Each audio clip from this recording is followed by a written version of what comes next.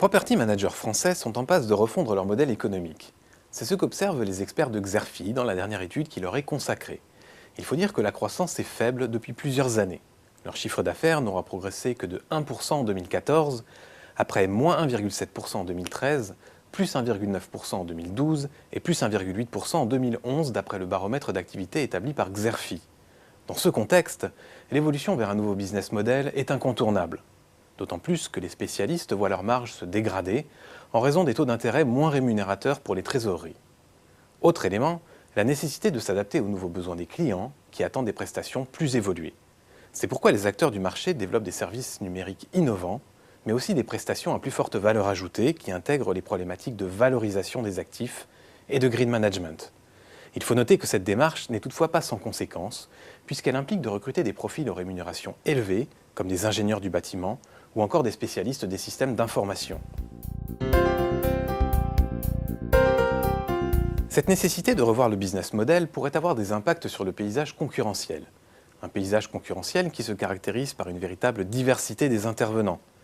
On dénombre aujourd'hui une centaine d'entreprises en France qui proposent des offres de property management. Parmi elles, une dizaine de groupes dominent. Il s'agit de généralistes comme BNP Paribas ou encore Nexity. Quant au reste du paysage, il se compose de petites structures généralement spécialisées dans le service immobilier aux entreprises. Aujourd'hui, ce sont les groupes généralistes qui bénéficient d'un avantage concurrentiel certain. Ils possèdent en effet l'expertise nécessaire pour proposer une large palette de services immobiliers. Ces acteurs, qui gèrent des volumes importants et qui ont souvent déjà procédé à des réorganisations internes, sont donc les mieux armés pour répondre aux nouvelles attentes de la demande. Pour compléter l'analyse, les experts de Xerfi vous proposent dans l'étude un décryptage des principaux axes de développement suivis par les acteurs du property management. Ils en ont identifié 5 principaux. Le premier, c'est la prise en compte des enjeux green pour répondre aux nouveaux besoins des clients.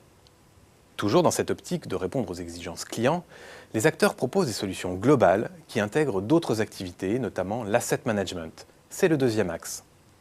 Quant au troisième, il s'agit de l'extension du maillage territorial pour trouver de nouveaux relais de croissance. Plus généralement, les acteurs cherchent à recruter de nouveaux clients et de nouveaux contrats en se focalisant sur les gros contrats qui leur permettent de réaliser des économies d'échelle. C'est le quatrième axe de développement. Enfin, le cinquième axe, c'est l'intégration des outils numériques d'aide à la gestion pour améliorer à la fois les marges et la qualité de service.